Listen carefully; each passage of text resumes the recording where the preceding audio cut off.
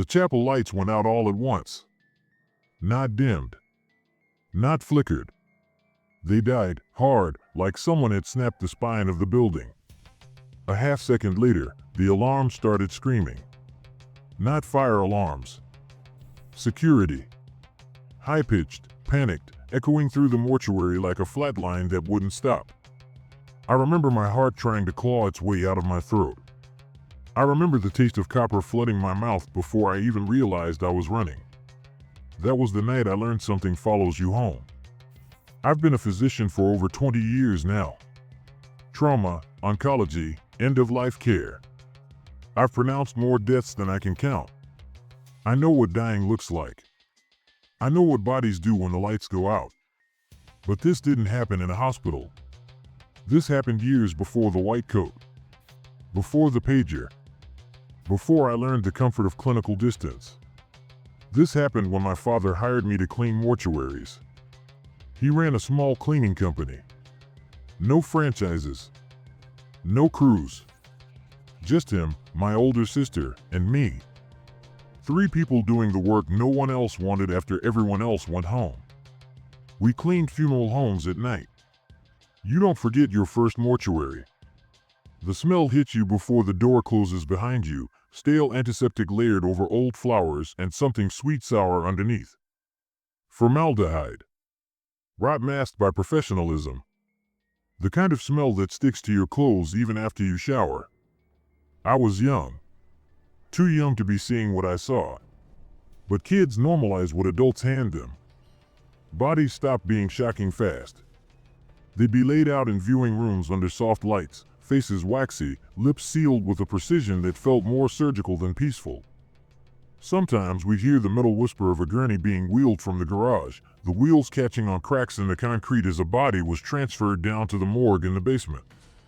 That sound still crawls under my skin. My job was simple. I vacuumed. Carpets, hallways, corners no one looks at during grief. I wore headphones, listened to music too loud, pretended the dead couldn't hear me.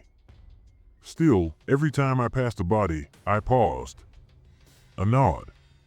A quiet respect. A habit I never broke. There was always an unease, but it was manageable. Controlled. Predictable. Until that night. There was a 3-day funeral underway.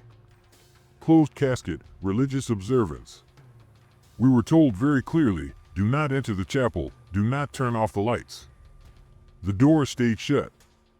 The body stayed undisturbed. I remember feeling relieved. Less exposure. Less time near the stillness. The basement was another matter.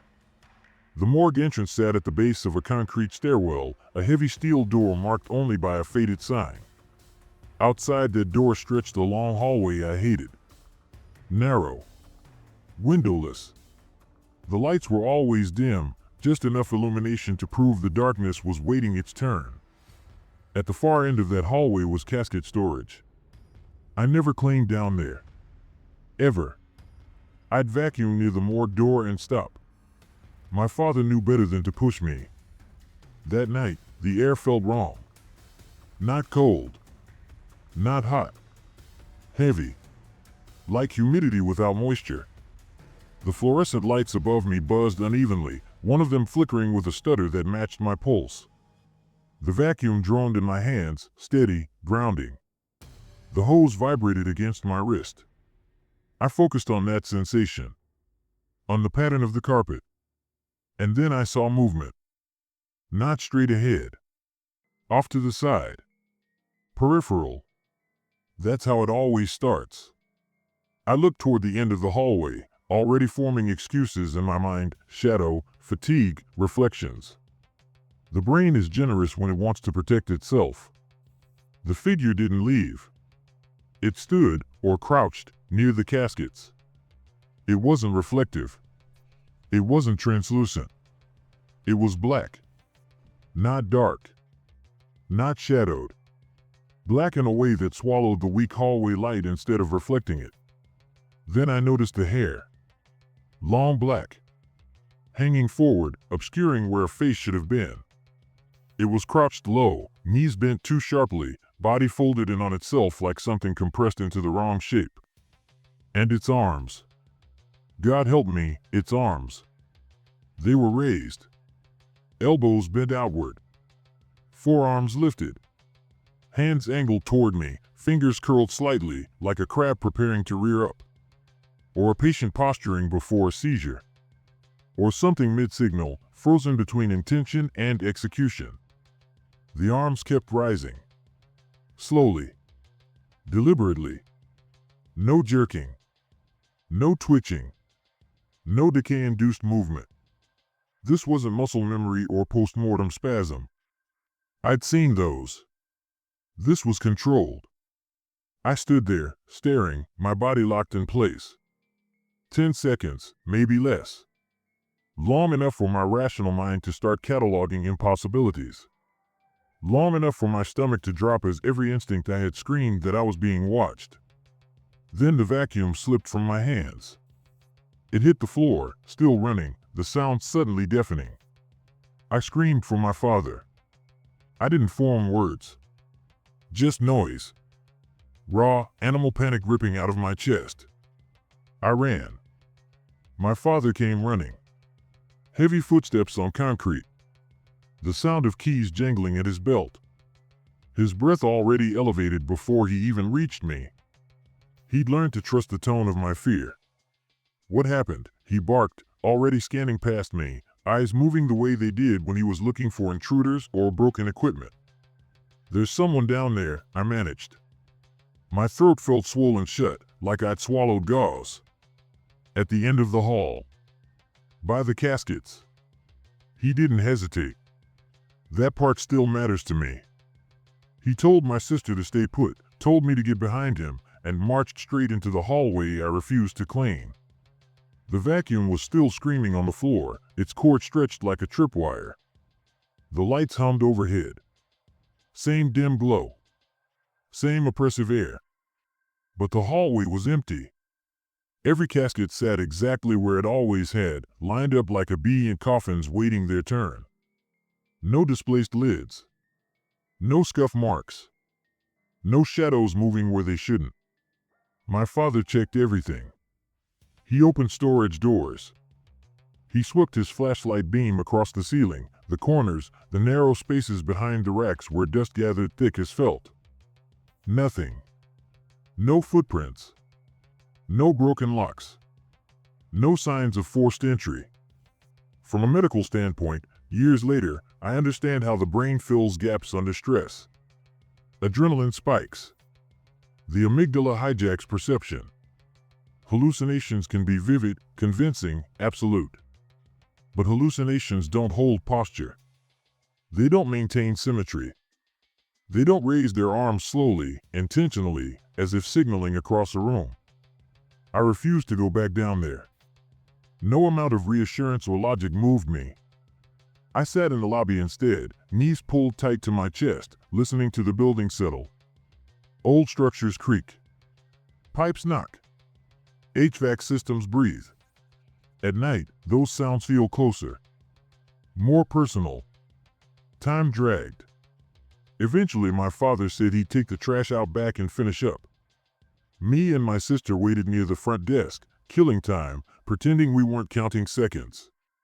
From where we sat, we had a clear view of the chapel doors. They were closed. Sealed the way they'd been instructed to stay. The lights inside had been left on for days, casting a soft glow through the frosted glass panels. Then they shut off. Instantly. Every bulb inside the chapel went dark at the same time. I remember my sister's hand clamping around my wrist before my brain even processed what I was seeing. The alarm started screaming again, same shrill, panicked wail as before, echoing through the building with no visible cause. Security breach. Door sensors. Motion where there shouldn't be motion. We ran. Not walked. Not fast-paced. We ran like prey. Out the front doors, across the parking lot, screaming my father's name so loud my chest burned. He was halfway to the dumpster when he turned, eyes wide, already sprinting back toward us. He searched again. Top to bottom. Every room, every hallway, every door. He checked the chapel personally, stepping inside despite the rules, scanning the space where the body lay sealed and untouched. Nothing was out of place. No explanation was ever given. No report filed. No follow-up. Funeral homes prefer silence. They survive on discretion. We went home that night shaken but alive, trying to convince ourselves it was over. It wasn't. Within the next year, things started happening around me and my sister. Small at first. Dismissible. The kind of incidents people laugh off when they don't want to think too hard. I'd be showering, steam filling the bathroom, shampoo stinging my eyes, when my hairdryer would launch off the counter and slam into the wall like it had been thrown. Not tipped. Thrown. My sister would be standing in front of the mirror when something invisible knocked from behind her reflection. A presence without weight, without form. At my mother's house, it escalated. Pictures of me, only me, would end up face down on the floor. Frames cracked. Glass shattered. Never hers. Never family photos. Just mine. Animals were locked inside closets when no one else was home. Doors closed themselves. And once, only once, I saw it again. Long hair. Black. Arms raised. Not attacking. Not reaching. Signaling. Like it was trying to show me something I didn't yet have the language to understand. I didn't tell anyone about the last time I saw it. Not my parents. Not my sister. Not even later, when I started medical school and learned the vocabulary that might have given the experience a safer container. Some things rot when exposed to air. This was one of them. It happened late at night. Of course it did. I was alone in my bedroom at my mother's house, lying awake with the lights off, staring at the ceiling fan as it clicked through another uneven rotation. Old house. Old wiring. The room smelled faintly of dust and warm plastic. I remember thinking I should get up and turn the fan off. That's when the pressure changed. People talk about cold spots. That's lazy language. This wasn't cold. It was compression. Like the room had inhaled and decided not to exhale. My ears popped. The fan slowed, not because the power cut, but like something was resisting it. Then I saw the shadow separate itself from the corner. Not emerge. Not crawl. Detach. It unfolded upward, joints bending in the wrong sequence, hair spilling forward like oil poured into water. No face. No eyes. Just a sense of orientation. It knew exactly where I was. The arms rose again. Same posture. Same deliberate lift. Elbows flared. Forearms angled toward me. Hands curled, fingers not clawing but poised. Holding space. As a doctor now, I've seen posturing in dying patients, decorticate, decerebrate. Neurological distress. The body signaling catastrophic damage when the brain can't speak. This looked nothing like that. This was intentional. My heart rate skyrocketed. Classic tachycardia. I could feel each beat slamming against my ribs, pulse bounding in my throat. My breathing went shallow, rapid, impending panic attack territory. I forced myself to stay still. To observe. That decision haunts me. The thing tilted its head slightly, hair shifting, as if reacting to my restraint. The pressure increased. My ears rang. And then, just as suddenly, it folded back into the corner, collapsing into shadow like it had never been there. The fan resumed its rhythm. The pressure lifted. I vomited into a trash can without ever leaving the bed. After that, the activity slowed. Not stopped. Slowed.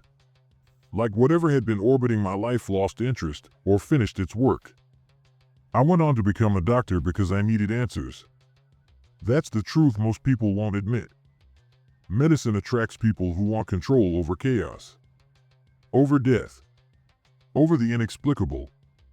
I specialized in areas where bodies fail loudly, where the line between alive and dead is thin enough to bleed through. I told myself it was rational, practical, but late at night, in empty wards, I'd catch myself watching doorways, watching corners. And then came the patient. Middle-aged male. No ID. Found unresponsive. Brought in by EMS with agonal respirations and fixed pupils. We worked him anyway. We always do.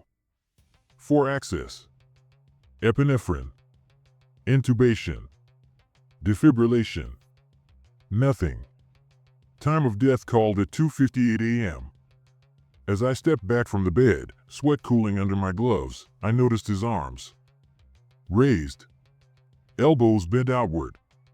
Forearms angled up. Hands curled. Not rigor. Not spasm. Not artifact. Posture. And for the first time since that night in the mortuary basement, I understood something that made my stomach drop. It hadn't been threatening me. It had been teaching me. I documented the position as an anomaly. That's the word we use when something doesn't fit but we don't want to chase it. Anomalous limb positioning post-mortem. No signs of seizure activity. No trauma. No hypoxia-related posturing consistent with timeline. Clinical language is a scalpel. It lets you cut around fear without touching it. But I couldn't stop staring at his arms. I asked the nurse how long he'd been like that. Like what? She said, already peeling off her gloves. That position, I replied. Arms raised. She looked back at the body, frowned. They weren't like that when we brought him in. That's when the smell hit me. Copper. Sharp. Not blood, older. Ozone-like. The same sterile sweet undercurrent I remembered from the mortuary basement. Formaldehyde memory bleeding into a live hospital room where it didn't belong. I checked the monitors again. Flat. Clean. No artifact. No phantom vitals. The room was quiet except for the low hum of machines waiting for their next purpose. I reached out and gently lowered one of the patient's arms. It resisted. Not stiff. Not rigid. Resistant. Like pushing against a held breath. The skin was cool but not cold. Still pliable. Still human. The moment I applied pressure, the overhead light flickered. Once. I let go. The arm returned to position on its own. Slowly. Deliberately. Every hair on my body stood up. I felt the same compression in my ears. That same inhaled room sensation. My medical brain scrambled, electrical malfunction, muscle memory, coincidence stacked on coincidence. Then I noticed something else. The patient's face hadn't been this calm before. Death often leaves tension behind, furrowed brows, clenched jaws, a final argument frozen in muscle. This man looked relieved. Like someone who'd finally finished explaining something after years of being ignored. I signed the paperwork with a hand that wouldn't stop trembling. That wasn't the last time. Over the years, I've seen it in hospice rooms. In ER bays. Once in an ICU after a code that should have ended differently. Always rare. Always undocumented. Always the same posture. Raised arms. Not pleading. Not defensive. Signaling.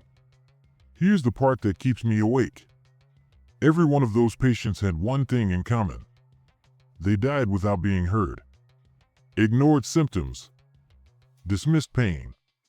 Warnings brushed aside. They tried to tell someone something important, and time ran out before the message landed. In neurology, we talk about last common pathways. The final expression of a system under stress. What if this posture, isn't neurological? What if it's communicative? A final attempt to say, pay attention. The thing I saw as a child wasn't haunting me. It was rehearsing. And it followed me because I was one of the few who looked back instead of running. I don't see it anymore. That's the part people expect me to say with relief. Like the absence of something means safety. Like silence equals resolution. It doesn't. What changed wasn't the phenomenon. It was me. After enough repetitions, patterns stop being frightening and start being instructive. That's true in medicine. That's true everywhere else. The human brain is built to normalize horror if it thinks doing so will keep you alive. I stopped trying to explain the posture. Instead, I started listening for it. Every patient who came in scared but minimized. Every complaint wrapped in apologies. Every person who said, "It's probably nothing," while their vitals quietly disagreed. I slowed down. I stayed in rooms longer than protocol required. I asked questions twice. I watched hands. Watched posture. Watched for that subtle tension in the shoulders, the unconscious lift of the arms when someone is trying to emphasize something they don't have words for. Sometimes I caught things early. Internal bleeds. Infections. Silent hypoxia. Things that would have ended differently if I'd been in a hurry. Sometimes I didn't. Those are the nights the memory comes back strongest. Empty hallways. Buzzing lights. The way sound carries differently after midnight. I'll be charting when the smell hits, antiseptic layered over something older, and I'll feel that pressure change again. Not strong. Just enough to notice. A reminder. I think about the mortuary basement. About the figure crouched by the caskets, arms raised, patient beyond patience. I think about how young I was. How unprepared. I think about how many people pass through hospitals every day feeling unseen, unheard, reduced to symptoms instead of stories. If there's something that lingers after death, and I'm no longer arrogant enough to say there isn't, I don't think it's always anger. Or malice. Or unfinished business in the way horror movies like to frame it. Sometimes it's instruction. Sometimes it's repetition until someone finally understands. The arms aren't raised in warning. They're raised like a student in a crowded room, desperate to be acknowledged before the bell rings. So if you ever find yourself in a hospital bed, feeling small, feeling ignored, don't lower your arms. Don't quiet yourself to be polite. Don't assume someone else will notice. And if you're the one standing at the foot of the bed, doctor, nurse, caretaker, pay attention to what isn't being said. Because some messages don't stop trying to be delivered just because the body shuts down.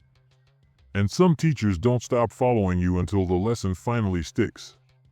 This was taken from my archives. And I promise you, it wasn't the last one. If you want more real medical horror pulled straight from the edge of life and death, subscribe to The Last Dose. These stories don't come from imagination, they come from charts, corridors, and quiet rooms after midnight. Stay with us, because the next dose is always worse.